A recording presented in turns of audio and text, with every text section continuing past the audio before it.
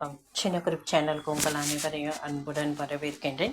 இன்றைய சமையலை பலு பாகற்காய் கிரேவி தான் நம்ம பார்க்க போகின்றோம். இது புதுசான காயான்னு தெரியுதுங்களா? இப்போ மார்க்கெட்டில் வந்திருக்குங்க. இப்போ நம்ம சென்னையில் இந்த காய் கிடைக்குதுங்க. ஆனால் நம்ம இந்த காயோட பயன் தெரியாது, எப்படி வைக்கணும் என்று தெரியாது. ஆனால் இது உடல் ஆரோக்கியத்திற்கு ரொம்பவே நல்லது. சர்க்கரை நோயை இந்த காய் பார்த்தீங்கன்னா செரிமான கோளாறு இருக்கிறவங்க இந்த காயை பயன்படுத்தலாம். ரத்தத்தில் சர்க்கரையோட அளவை கட்டுப்படுத்துது.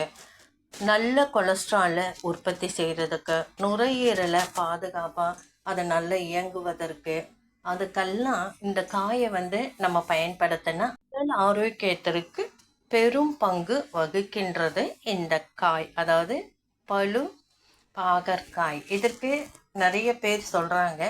ஆனால் இப்போ இந்த காய் பலு பாகற்காய் என்றால் நிறைய பேருக்கு தெரியும்.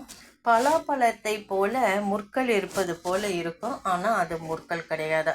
இதை நல்ல சின்ன சின்ன துண்டுகளாக கட் பண்ணிக்கோங்க. இதற்கு தேவையான பொருள், இது எப்படி சமைப்பது என்பதை பார்க்கலாம்.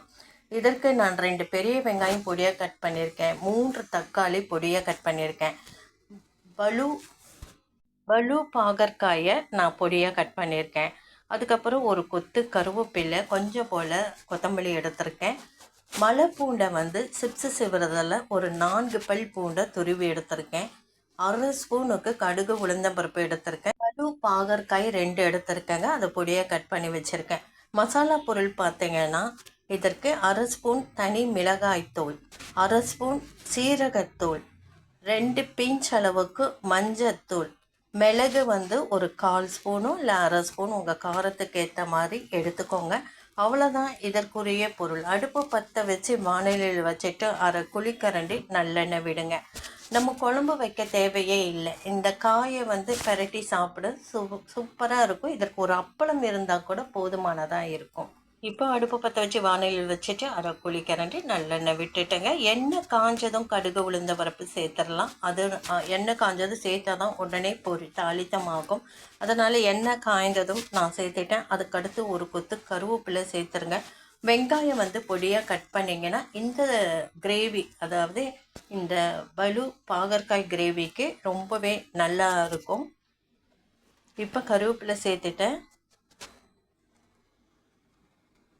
இப்போ நல்லா வதக்கி கொடுப்போம். இப்போ நல்லா வதங்கி எடுத்தோங்க. கடுகு உளுந்தம்பருப்பு நல்லா பொரிஞ்சு வந்துடுது. இந்த ஸ்டேஜில் நம்ம பொடியாக கட் பண்ண வெங்காயத்தை சேர்த்துடலாம். நான் பெரிய வெங்காயம் தான் எடுத்திருக்கேன். வெஜிடபிள் கட்டரில் தான் நான் பொடியாக கட் பண்ணியிருக்கேன். பூண்டு இந்த மாதிரி சிப்ஸு சீவுறதில் நான் சீவி எடுத்திருக்கேன். 4 பல் மலைப்பூண்டு எடுத்திருக்கேன். சின்ன பூண்டாக இருந்தால் நீங்கள் 10 பல் பூண்டு எடுத்துக்கோங்க. இப்போ நல்லா வதக்கி கொடுத்தீங்கன்னா பூண்டோட மனம் ரொம்பவே அருமையாக இருக்குங்க. நல்லா வதக்கி கொடுப்போம்.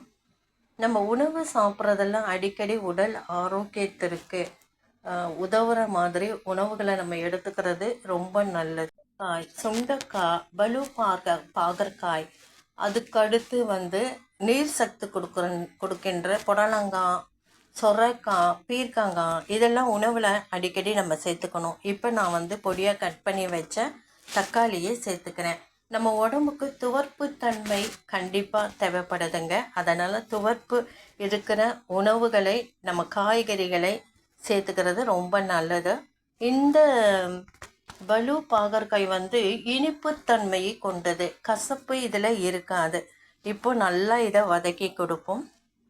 அந்த தக்காளியில் ஜூஸ் முழுவதும் இறங்கி அந்த தக்காளி நல்லா வெந்து எண்ணெயிலே வெந்து ஜூஸ் இறங்கணும். இப்போ நல்லா வெந்தெடுத்தோம், அதை நல்லா வதங்கி எடுத்தோம். இந்த ஸ்டேஜில் நான் பலு பாகற்காயை சேர்த்துட்டேன். இது வேகிறதுக்கு கொஞ்சம் நேரம் ஆகும், அவ்வளோதான். இதை நல்லா வதக்கி கொடுங்க. நல்லா வதங்கணும். ஒரு தட்டை போட்டு நம்ம மூடி வச்சிட்டா சீக்கிரம் வதங்கிடும். இப்போ நல்லா வதங்கிட்டு இருக்கோம். அந்த உள்ளே இருக்கிற சதைப்பற்று வெந்துடும். அந்த மேல் இருக்கிற தோல் வேக கொஞ்சம் நேரம் எடுக்கும், அவ்வளோதாங்க. ரொம்ப நேரம்லாம் இல்லை, நம்ம கொஞ்சம் நேரம் வெயிட் பண்ணிங்கன்னா வெந்துடும். இப்போ பாருங்கள், நல்லா வதங்கி எடுத்தோம். இதற்கு புளிப்புக்கு புளியெல்லாம் சேர்க்க வேண்டிய அவசியமே கிடையாதுங்க. தக்காளி பழம் நல்ல பழுத்த பழமாக சேர்த்துக்கோங்க. நல்லா வதக்கி கொடுக்கும். நம்ம வதங்கும் போதே அந்த பலு பாகற்காய் வந்து கொஞ்சம் வெந்துடும். இப்போ மசாலா பொருள் எல்லாத்தையுமே சேர்த்துருங்க. இதையும் நல்லா கலந்து கொடுங்க. இதற்கு அரைக்க வேண்டியதே தேவையில்லை. இப்போ நீங்கள் குழம்பா கூட்டணும் அப்படின்னு நினச்சிங்கன்னா இப்போ நான் கொத்தமல்லி தூவிட்டேன். கொஞ்சம் தேவையான அளவு தண்ணீர், நான் வந்து 1 கிளாஸ் தண்ணீர் சேர்த்துருக்கேன். குழம்பா நீங்கள் வைக்கணுன்னா சீரகம், சாம்பார் வெங்காயம், தக்காளி, பூண்டு இதெல்லாம் வந்து சேர்த்து அரைச்சி நீங்கள் கூட்டுனீங்கன்னா குழம்பு ரெடி ஆகிடும். இப்போ 1/2 ஸ்பூன் உப்பு சேர்த்துருக்கேங்க. நீங்கள் வதக்கும் போது கூட உப்பு சேர்க்கலாம். நான் கிரேவி கூட்டும்போது உப்பு சேர்த்துருக்கேன். இப்போ இன்னும் உங்களுக்கு தண்ணி தேவைன்னா கொஞ்சம் சேர்த்துக்கலாம். நான் இன்னும் கொஞ்சம் ஒரு 1/2 கிளாஸ் தண்ணி சேர்த்துட்டு ஒரு தட்டை போட்டு மூடி வச்சிடுறேன். நல்லா கொதி வரணும். நடுவில் நீங்கள் வந்து தட்டை எடுத்துட்டு ஒரு கலக்கிட்டு கலந்து கொடுத்துட்டு திருப்பி மூடி வைங்க.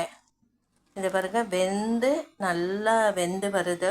இப்போது கடைசியாக நம்ம சேர்க்க போகிற ஒரு பொருள் வந்து பொடி. இது வீட்டிலேயே அரைக்கிற சாம்பார் பொடி தாங்க. அது ஏன் சேர்க்குறோம் அப்படின்னீங்கன்னா கிரேவி பதத்துக்காக, ஒரு திக்னஸ்க்காக நான் அந்த சாம்பார் பொடியை இந்த கிரேவியோடு நான் சேர்க்க போகிறேன். இப்போ நல்லா வதங்கட்டும். ஓரளவுக்கு வதக்கி கொடுத்துட்டு 1/2 ஸ்பூன் வந்து நம்ம சாம்பார் பொடியை இதில் சேர்த்துக்கலாம். சாம்பார் பொடி சேர்த்துட்டேன். சாம்பார் பொடியில் நம்ம எல்லா வித துவரம் பருப்பு, பாசிப்பருப்பு இதெல்லாம் சேர்த்து தானே பொடி அரைக்கிறோம். அதனால் இது வந்து ஒரு திக்னஸாக கொடுக்கும். இப்போ நல்லா கலந்து கொடுங்க. அவ்வளோதாங்க, சூப்பராக அருமையாக பலு பாகற்காய் கிரேவி ரெடி. ஒரு தாங்க கலந்து கொடுத்து இறக்கி வச்சு ஒரு பாத்திரத்தில் மாற்றிட்டேன். 1 ஸ்பூன் நல்லெண்ணெய் மேலே ஊற்றிருக்கேங்க. பார்க்கும்போதே அருமையாக இருக்குது. சாப்பிட தூண்டும் பலு பாகற்காய் கிரேவி இட்லி, தோசை, பூரி, சப்பாத்தி, சாதம் அனைத்திற்கும் உகந்ததாக இருக்கும். இந்த வீடியோ பதிவு உங்களுக்கு பிடித்திருந்தால் லைக் பண்ணுங்கள், ஷேர் பண்ணுங்கள், சப்ஸ்கிரைப் பண்ணுங்கள், கமெண்ட் பண்ணுங்கள். அது மட்டும் இல்லை, பலு பாகற்காயை வந்து நம்ம வெஜிடபிள் கட்டரில் வந்து நல்லா துருவிட்டோ இல்லை சின்ன சின்ன துண்டுகளாக பொடியாக வெங்காயம் போல் அரிஞ்சு கூட இந்த கிரேவி செஞ்சு பாருங்கள். ரொம்ப அருமையாக இருக்கும். உடல் ஆரோக்கியத்திற்கு உகந்ததாகவும் இருக்கும். நன்றி.